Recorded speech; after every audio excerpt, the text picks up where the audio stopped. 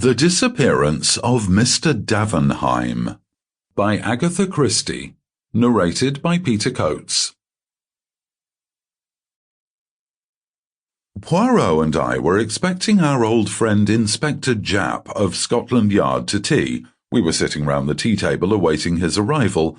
Poirot had just finished carefully straightening the cups and saucers, which our landlady was in the habit of throwing, rather than placing, on the table. He had also breathed heavily on the metal teapot and polished it with a silk handkerchief. The kettle was on the boil, and a small enamel saucepan beside it contained some thick, sweet chocolate, which was more to Poirot's palate than what he described as your English poison. A sharp rat-tat sounded below, and a few minutes afterwards Japp entered briskly. "Hope I'm not late," he said as he greeted us. "To tell the truth, I was yarning with Miller, the man who's in charge of the Davenheim case."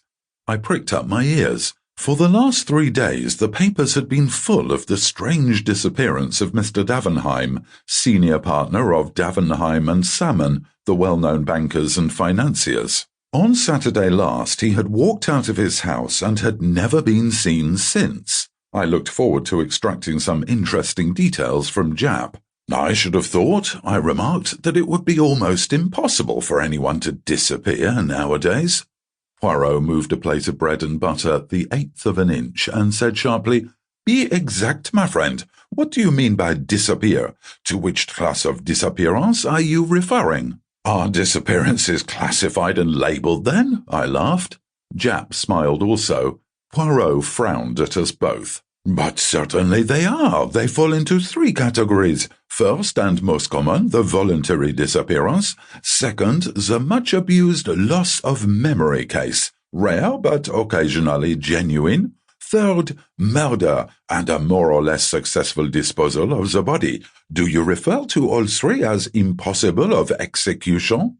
"Very nearly so, I should think. You might lose your own memory, but someone would be sure to recognize you, especially in the case of a well-known man like Davenheim. Then bodies can't be made to vanish into thin air. Sooner or later they turn up, concealed in lonely places or in trunks. Murder will out. In the same way, the absconding clerk or the domestic defaulter is bound to be run down in these days of wireless telegraphy. He can be headed off from foreign countries. Ports and railway stations are watched, and as for concealment in this country, his features and appearance will be known to everyone who reads a daily newspaper.